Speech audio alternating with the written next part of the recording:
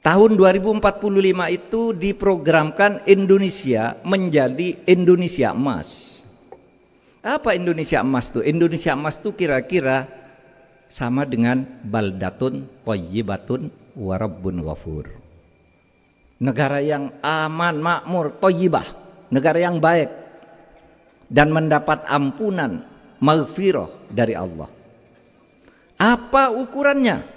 Besok di tahun 45 itu, kalau di dalam trajektori dunia internasional geopolitik, tahun 45 itu Indonesia akan menjadi negara terkuat keempat di dunia. Sekarang kan ya Amerika, RRC masih saling rebutan, ada Rusia. Tapi tahun 2045 Indonesia akan menjadi kekuatan keempat. Yang pertama RRC, karena penduduknya pada saat itu sudah akan 1.600.000. Kekuatan ekonominya juga hebat, teknologi persenjataannya juga kuat. Saya baru dari sana, bukan main tuh kemajuannya di RRC. Itu akan tahun 2045 akan menjadi negara terkuat nomor 1 di dunia. Yang kedua India. Yang ketiga Amerika Serikat yang sekarang nomor 1 itu nanti pada tahun 2045 akan menjadi nomor 3. Dan yang keempat insya Allah Indonesia. Itulah yang disebut Indonesia emas. Pada saat itu pendapatan per kapita kita sudah akan mencapai 30.000 US dollar. Sekarang pendapatan per kapita itu di Indonesia baru 4.600. Besok tahun 45. Tahun 45 akan mencapai 30.000 US dollar. Seluruh kekayaan alam kita, tambang, nikel, emas, batu bara, aspal, timah, itu nanti akan diolah melalui proses hilirisasi. Jadi tidak dikirim mentah tapi diolah oleh anak-anak bangsa ini. Itu di tahun 45. Nah saudara, percaya enggak dengan itu? Secara ilmiah itu benar. Secara ilmiah itu benar. Karena apa? Karena itu sudah dihitung tahun 2010. Zaman Pak SBY. Dicatat pada waktu itu, sekarang Indonesia berada pada saat itu 2010-2011 berada pada urutan negara ke-16. Dihitung lagi nanti pada tahun 2030 akan menjadi negara kekuatan dunia yang ke-7. Ngitungnya benar enggak? Benar. Ternyata dihitung tuh dari 16 turun ke 7 terus ini pertumbuhannya, karena kita ini kaya raya, orangnya banyak, orangnya pinter-pinter. Asal tidak korupsi ya, kalau dikorupsi enggak sampai itu. Nah, itu yang penting. Nah, itu sehingga nanti sudah ada perpresnya, peraturan presiden untuk tahun ini mencapai apa, tahun itu mencapai apa, sampai tahun 2045 ketika Indonesia merdeka 100 tahun itu sudah Indonesia emas. Nah saudara, siapa yang akan mengisi Indonesia emas? Ini saudara-saudara ini yang ada di sini sekarang ini. Saya sekarang umur 67. Pada saat Indonesia emas nanti saya kira-kira sudah berumur 84, 85, udah enggak bekerja lagi. Saudara yang menurut tadi Pak Kiai Mukid, saudara-saudara ini sekarang umurnya di antara 13 sampai 17 tahun yang ada di sini. Nah, disitulah saudara nanti akan ikut memimpin negara ini.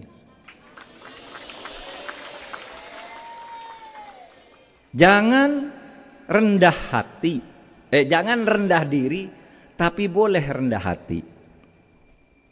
Karena rendah hati itu ajaran pesantren. Tapi kalau rendah diri itu salah. Rendah diri itu orang selalu merasa kalah dengan orang lain, tidak boleh. Tapi kalau rendah hati itu artinya tawadu. Tawadu lawannya takabur. Kalau rendah hati itu penakut, selalu pesimis, kalah. Mau berbuat ini, kalah saya. Mau berbuat ini, takut tidak mampu lah. Enggak, anak muda seperti saudara nih, santri-santri, saya bisa. Harus mengatakan saya bisa, karena bisa berhasil itu tidak akan saudara sekalian capek kalau saudara takut. Kata Salahuddin As-Sofadi, la yamtatil majda man lam yarkabil hator wala yanalul ula man taqaddamal hadar. Tidak akan sukses siapapun kamu kalau kamu takut menghadapi tantangan. Nah, jadi kalau ada tantangan jangan takut. Apa sih tantangannya? Di situ sulit sekali saya untuk lulus ujian. Tidak berani saya ikut tes fakultas kedokteran. Ya sudah takut ya pasti tidak bisa masuk.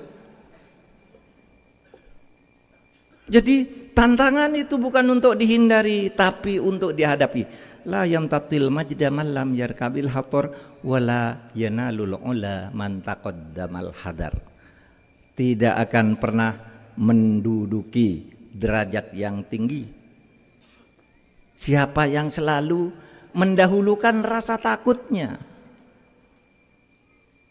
Itu bekal bagi saudara sekalian. Terus berjuang, bekerja, karena Allah itu akan memberikan kepada setiap orang yang bekerja keras, berusaha dengan iman, takwa dan tawakal. Itu janji Allah. Kamu beriman lalu berusaha sambil berdoa, tawakal, Allah akan memberi. Nah, saya punya optimisme kepada para santri ini. Itu tahun 2045, saudara, memerlukan pemimpin-pemimpin yang punya jiwa kepesantrenan. Ya, makanya itu orang-orang pintar, para pejabat itu sekarang berpikir mengirim anaknya ke pesantren. Dan pemerintah membuat program-program untuk memajukan pesantren sebagai bagian dari lembaga pendidikan mencetak kader bangsa, sehingga dibuat undang-undang pesantren. Perguruan tinggi Islam juga dibangun menjadi bagus, agar anak-anak santri itu punya saluran. Besok yang dibutuhkan di tahun 2045 itu, saudara, sudah digital, keahlian digital. Apa digital itu? Nah ini smartphone, internet, sehingga saudara digital itu gampang lah, seperti yang saudara punya itu semua tadi. Misalnya saudara sekarang sedang apa? Saya di pondok saya ada Pak Mahfud, ditemani Pak Bupati, diantarkan oleh Kiai Mukid. Nah saudara, digital, saudara bisa laporkan itu ke teman saudara yang sekarang ada di Amerika, sekarang juga sampai. Kalau dulu waktu saya sekolah, waktu saya di Amerika tahun 90, saudara, mau nelpon itu harus bayarnya mahal. Bayarnya mahal, sehingga saya kalau mau nelpon janji sama istri. Misalnya saya tanggal 1 nelpon, tanggal 1 saya nelpon jam 11 persis. Kamu harus nunggu di kantor saya telepon, karena di rumah belum ada telepon. Di rumah saya waktu itu belum ada. Tahun 90 itu belum biasa orang punya telepon di rumah. Sehingga nelponnya kamu ke kantor. Apalagi waktu itu saya dosen, udah ke kantor jam 11. Terlambat dari jam 11 misal 5 menit. Enggak jadi nelpon karena mahal nunggunya. Kalau sekarang saudara dengan digital tuh tengah malam bisa kirim berita, bahkan bisa siaran langsung tuh dari sana tuh. Nih siaran langsung Pak Mahfud sedang ngomong, di share ke seluruh dunia bisa sekarang. Besok akan lebih lagi. Ada ancaman terhadap digitalisasi ini. Apa ancamannya? Manusia akan menjadi teralinasi, menjadi kesepian. dari manusia lain. Karena kadang-kadang di rumah nih, saudara, anaknya punya kamar sendiri, ibunya sama bapaknya sendiri, mantunya sendiri. Besok di era digital enggak pernah ketemu di meja makan. Saudara mau makan, saudara pesan dari sini, antar ke kamar. Saya perlu McDonald. Oh, McDonald alamatnya di mana? Kalau isinya ini apa? Harganya berapa? Kirim uang sen. 10 menit katanya. 10 menit tunggu sudah sampai ke kamar saudara. Teralinasi orang, kesepian, tidak ada kehangatan di antara manusia. Nah, pesantren memberi bekal untuk selalu hangat di antara manusia karena sering berkumpul seperti ini. Ya, besok mau sholat tahajud, datang rame-rame kan, kumpul lagi ngobrol. Terus habis itu ngaji sama-sama, lihat teman di kamar, pinjem kitabnya, pinjem bukunya. Itu di pesantren. Sehingga saya katakan tahun 2045 ketika di dunia ini ada ancaman alienasi, keterasingan di dalam hidup itu, maka jiwa kepesantrenan itu akan muncul. Karena apa? Karena santri itu selalu diajari silaturahim. Beda ya, orang belajar di sekolah umum gitu. Wah, diantar oleh bapaknya, ibunya, titip ke sekolah, Pak ini anak saya, nanti jam 1 saya jemput, nanti udah di rumah. Beda dengan pesantren. Datang sendiri, bergurau, nanti sesudah waktunya pulang, kumpul lagi, malam kumpul lagi, ngaji. Nah, itu memberi bekal silaturahim dan memberi bekal kehangatan di antara sesama manusia ketika terjadi alienasi. Pemimpin-pemimpin Indonesia masa depan itu harus orang yang punya empati, punya solidaritas, sehingga kebersatuan Indonesia ini menjadi penting, menjadi kunci penting untuk menjaga keutuhan Republik. Indonesia itu bukan hanya ada secara fisik, tetapi harus punya jiwa kebersatuan, jiwa kebersamaan. Nah, itulah sebabnya saudara cintai Indonesia. Oleh sebab itu dulu dari pesantren sudah muncul katanya hubbul waton minal imam tadi. Indonesia biladi anta unwanul qauma. Indonesia negaraku, tanah airku. Engkau adalah panji martabatku, lambang kehormatanku. Kullu mayyati ka yauma, siapa saja datang mengancammu, ku hancurkan kamu. Karena saya ini adalah Indonesia.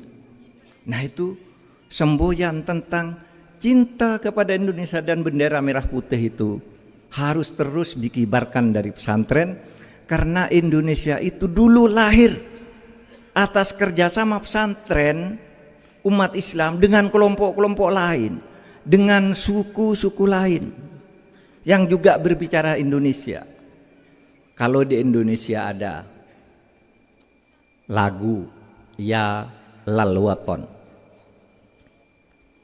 di Aceh itu juga saudara pada tahun 1930 itu ada lagu rakyat dalam bahasa Arab. Lagu rakyat dalam bahasa Arab itu bunyinya begini, ya abna'ana jinsana Indonesia, kum min naumikum wandur ila watnikum. Ya abna'ana jinsana Indonesia, kum min naumikum wandur ila watnikum. Itu di Aceh tahun 1930. Apa artinya? Hai anak-anakku, jinsana, bangsa kita, jenis kita ini adalah Indonesia. Bangun, kum naumikum, bangun dari tidurmu, dan lihatlah tuh tanah airmu yang indah. Jaga itu. Wandur ila watnikum. Sama dengan ya lal waton, ya lal waton, ya lal waton. Jaga tuh Indonesia. Lalu disambung lagu, watoni anta abun li salisun min abawaini, watoni anta hayati wa muna nafsi wa aini. Itu juga di Aceh. Wahai tanah airku, engkau adalah ayah bagiku. Nih, watoni anta abunli, engkau adalah orang tua bagiku. Salithun min abawaini, orang tua yang ketiga sesudah ayah dan ibuku. Sama kan? Hubul waton minal iman. Ayah yang ketiga sesudah ayah dan ibuku, atau orang tua yang ketiga sesudah ayah dan ibuku. Watone anta hayati, tanah airku, engkau adalah kehidupanku. Wa muna nafsi wa aina, serta cita-cita masa depanku yang sangat indah. Wa muna nafsi wa aini. Jadi kecintaan kepada Indonesia itu harus dirajut meskipun sukunya berbeda. Di sana suku Aceh, di sana suku Batak, di sana Bugis. Ini bersatu di dalam ikatan merah putih. Di sini Islam, di sana Kristen, di sana Hindu. Terapkan bahwa Allah mengajarkan lakum dinukum waliyadin. Walana a'maluna walakum a'malukum. Gitu kan? Sudah kamu kerjakan. Tapi ada sesuatu di atas perbedaan suku, bangsa, agama, bahasa, itu ada satu yang di atasnya, namanya kalimatun sawa. Apa tuh kalimatun sawa? Kesamaan cita-cita, kesamaan visi, kesamaan tujuan, yaitu merawat Indonesia yang beragam ini sebagai anugerah Allah. Maka di pesantren-pesantren itu sejak kecil orang diajari untuk hidup secara toleran. Kalau pesantren kan tidak ada pesantren yang benar ngajari agar orang benci kepada orang beda suku, misalnya suku Jawa benci kepada orang Madura. Tidak diajari gitu, dilarang. Suku Batak benci kepada suku Bugis, dilarang.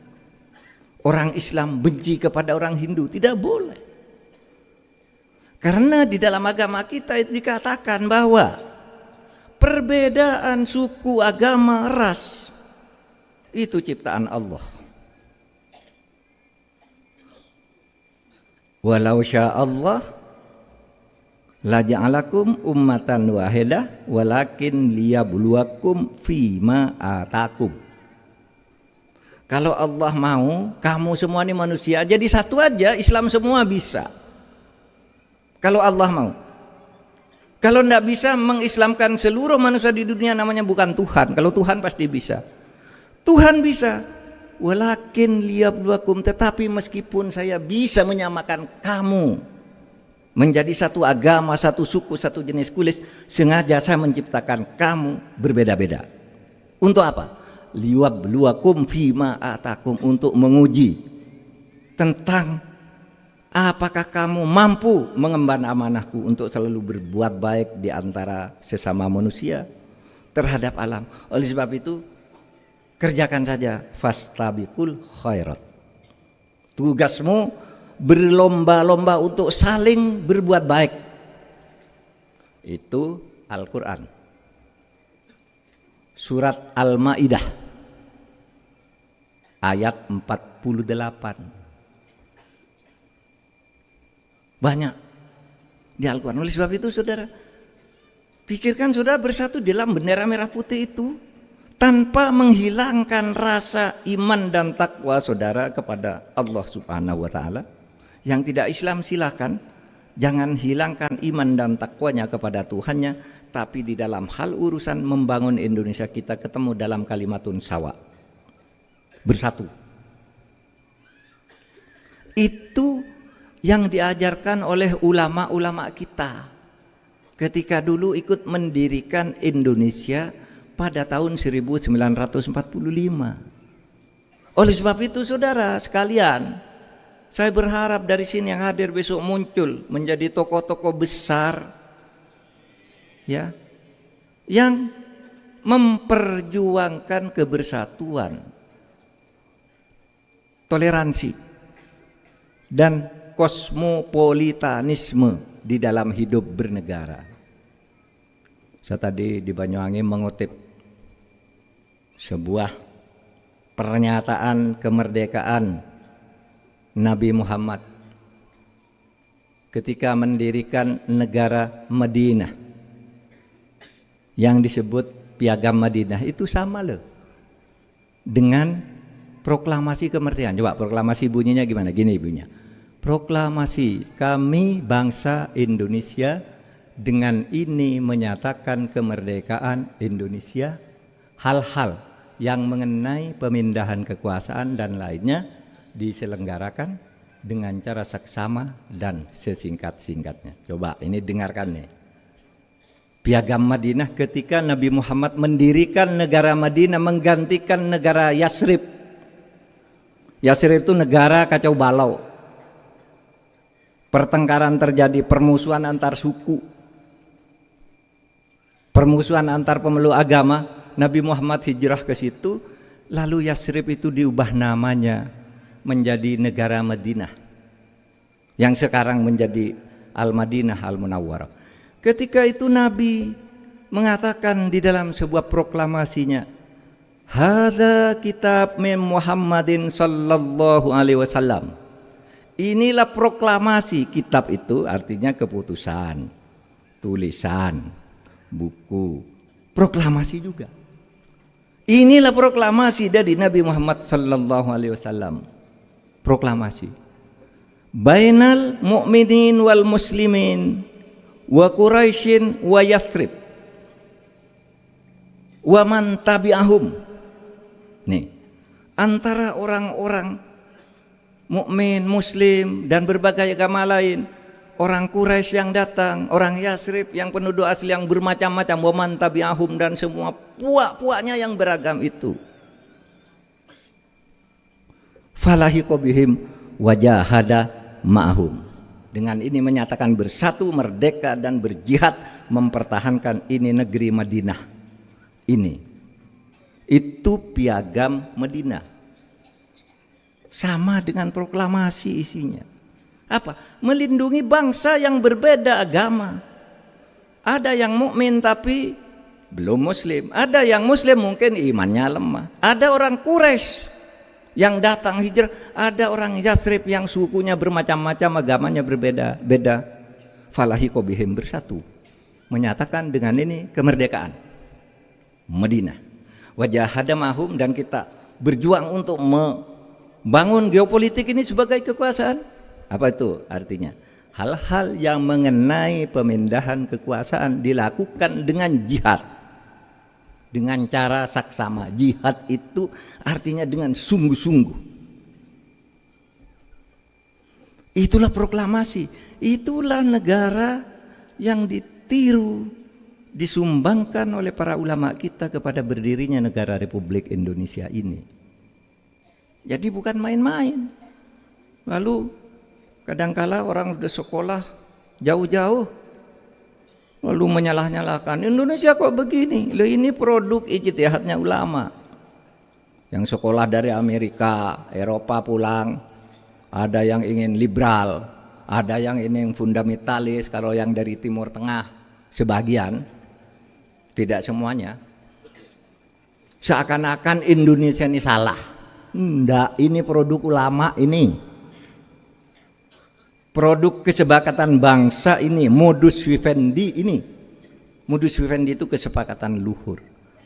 Nah, saudara harus jaga ini. Gimana cara menjaga ini? Satu tadi persatuan. Yang kedua, tegakkan hukum. Saudara, tidak harus menjadi sarjana hukum, saudara, untuk menegakkan hukum. Taati aturan-aturan itu. Kok kalau ditanya, saudara kok melanggar hukum? Loh, saya kan bukan sarjana hukum, kita harus sarjana hukum. Saya kan bukan sarjana hukum, tidak tahu, tidak bisa. Tidak usah kuliah di fakultas hukum kalau hanya untuk taat pada hukum itu. Aturan-aturan itu kan sudah bisa dibaca, bisa ditunjukkan oleh pejabat, ini aturannya begini, begini. Kalau mau investasi begini, begini. Tidak perlu. Tegakkan aturan hukum, tegakkan keadilan. Dan keadilan itu harus ditegakkan kepada manusia. Beda agama pun, beda suku pun manusia. Coba dilihat dalam surat Ali Imran 58-59 apa bunyinya? Wa idza hakamtum bainan nas, wa idza hakamtum bainan nasi antahkumu bil adl. Kalau kamu bertahkim menegakkan hukum di antara manusia, bukan di antara kaum muslimin. Hukum itu ditegakkan di antara manusia. Kalau di Indonesia, di antara manusia Indonesia, apapun sukunya, apapun agamanya, harus diberikan haknya. Itu hukum perintah Al-Quran. Hakamtum bainan nas antahkumu bil adl. Hendaknya kamu berhukum dengan adil. Loh Pak, apa ada berhukum tidak adil? Banyak. Orang menggunakan pasal-pasal hukum tapi curang. Nah itu hukum yang tidak adil.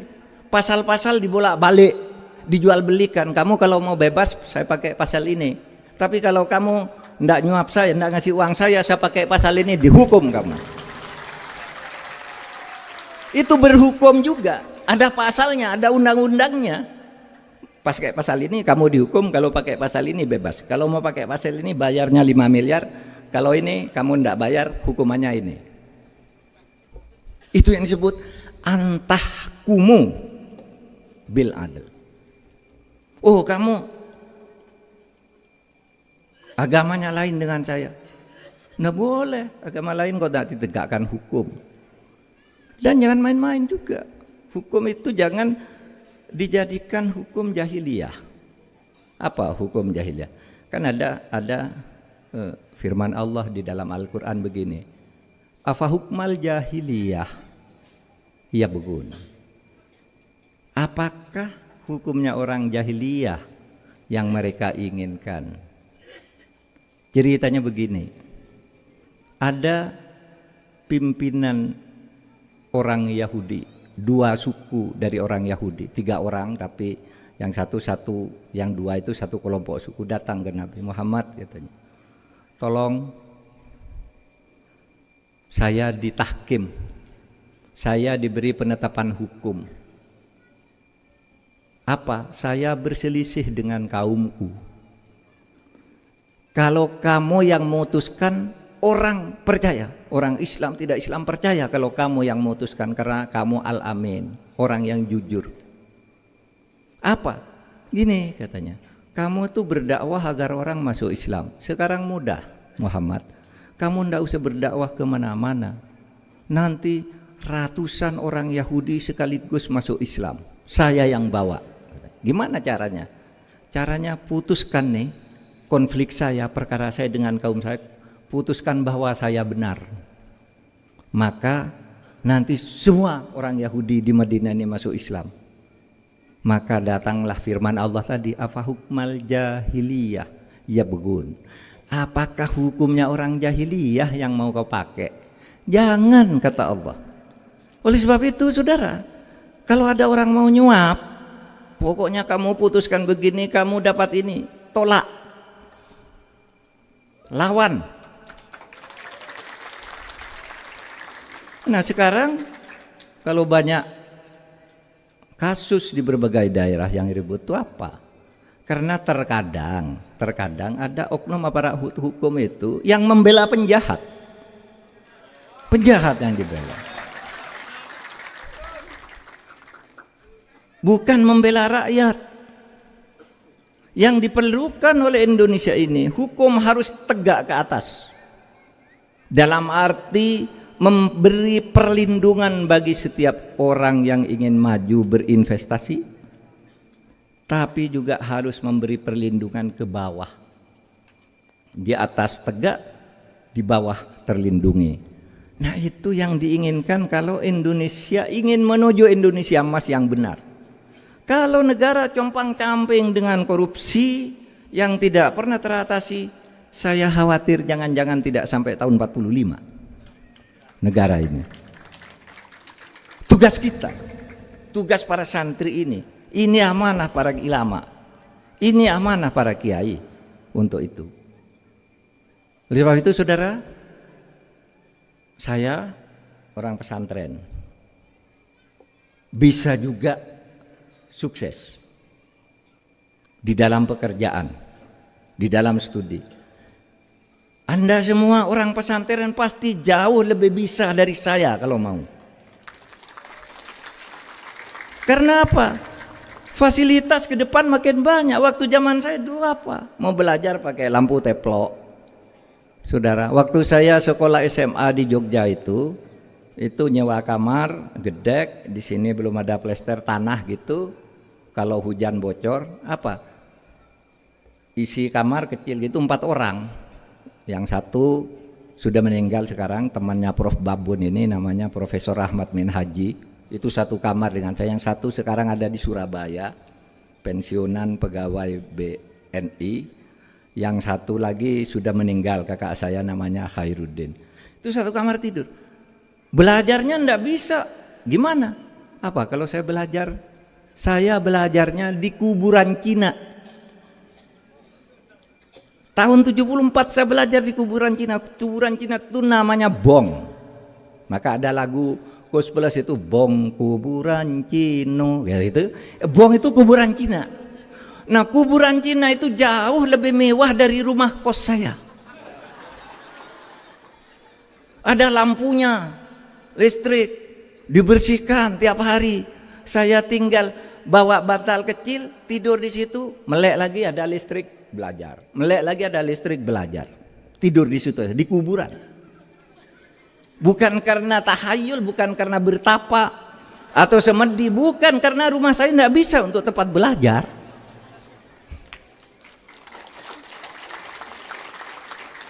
Bisa sukses tuh, apalagi saudara nih udah bagus nih pondoknya. Kalau tidak sukses, berarti itu tadi tidak berani tangguh. Tidak berani tangguh menghadapi risiko. Saudara harus sabar ya. Sabar itu bukan diem, saudara. Sabar itu ada beberapa hal. Ada sabar yang menerima kalau terkena musibah, ya as-sabru alal musibah, sabar menerima musibah, ya sudah ini dari Allah. Tapi ada sabar juga artinya ngamuk. Tahu enggak ngamuk? Coba saya beri contoh. Di dalam Al-Qur'an itu ada ayat kam min fiatin qalilatin ghalabat fiatan katsiratan biidznillah. Coba lihat tuh. Banyak orang yang jumlahnya sedikit tapi bisa mengalahkan orang yang sangat banyak dengan izin Allah. Kenapa? Innallah ma'as-sabirin. Allah membantu orang-orang yang sabar ini, yang berani ngamuk ini dibantu. Jadi sabar itu artinya ngamuk. Coba kisah. Kalau kena musibah kematian gitu, innalillahi wa inna ilaihi raji'un, sudah sabar. Tapi kalau Anda dihina-hina orang diem, wah itu bukan sabar namanya, pengecut.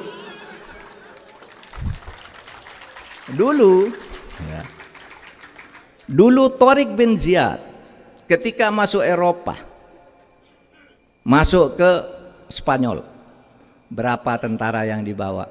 7.000. Tentara lawan di sana 350.000. Di seberang ini cuma 7.000. Ketika Musa bin Nusair kirim surat ke Khalifah Al-Walid di Damaskus, Pak Khalifah, saya mau kirim tentara untuk membawa Islam ke Spanyol, ke Eropa. Wah, itu negara besar dikuasai Romawi, tidak mampu kamu. Pokoknya diberi izin saya. Lalu oleh Khalifah dikirim surat, silahkan pilih panglima yang terbaik.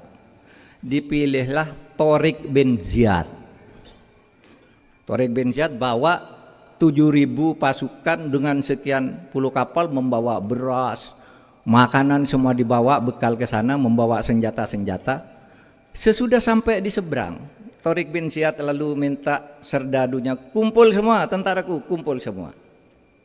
Katanya, perintah pertama, bakar kapal dan perbekalan kita sekarang. Tentaranya protes.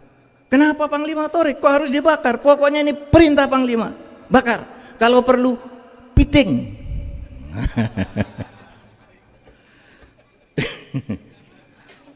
Bakar, kata Tariq bin Ziyad. Terus anak buahnya dibakar terpaksa. Sudah itu kumpul. Tariq bin Ziyad berdiri di atas sebuah bukit lalu berpidato begini, hai sekalian tentaraku, pilihanmu sekarang hanya satu, kamu harus bersabar. Bersabar, berani melawan musuh, karena kamu mau lari, kapalmu sudah tidak ada, makananmu tidak ada, Kalau kamu ingin hidup, kamu harus sabar, berani ngamuk tuh musuh kamu di depan. Tahu enggak? Sejak itu Islam masuk ke Eropa dan berkuasa lebih dari 700 tahun. Saudara, nanti coba buka kamus atau ensiklopedia Americana atau ensiklopedia ilmu pengetahuan, cari tulisan Gibraltar. Gibraltar itu adalah singkatan dari Jabal Torik. Jabal Torik itu adalah tempat bukit, tempatnya Torik bin Ziyad berpidato mengajak tentaranya itu bersabar.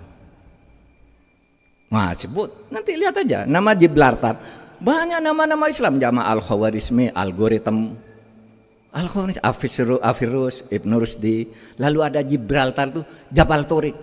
Ketika membuat sejarah kepahlawan, keberanian, menerjemahkan firman Allah, kam min fi'atin qalilatin ghalabat fi'atan katsiratan biidznillah. Innallahum as-sabirin. 7.000 bisa menguasai Spanyol. Peninggalannya sekarang masih jelas. Ada Alhambra, ada Masjid Cordoba, dan lagu-lagunya di sana. Kan itu irama-irama Arab tuh. Meskipun sekarang Islam sudah hampir tidak ada di sana. Atau di tepatnya sebenarnya diam-diam dilarang, karena dulu dibunuh semua sesudah sekian ratus tahun berkuasa. Kitab-kitab Islam dibakar semua, yang ada di mana, di Baghdad, di Mesir, diambil, bakar semuanya. Itu kehilangan jejak. Tapi yang ingin saya katakan, saudara, bisa kalau saudara tangguh. Jadi sabar itu artinya tangguh. Anak pesantren sudah diajari tangguh setiap hari, setiap malam untuk berjuang terus. Dan sekarang fasilitasnya banyak, masa enggak bisa? Harus bisa. Ya. Bisa untuk apa? Menjaga Indonesia, mengibarkan merah putih setiap hari. Saudara, cintai Indonesia ini seperti di dalam lagu Ya Lal Waton itu tadi. Cintai. Karena kalau saudara kehilangan Indonesia, saudara kocar kacir, tidak dapat apa-apa, dijajah oleh orang lain. Kalau saudara tidak punya Indonesia merdeka ini. Oleh sebab itu mari jaga negara ini.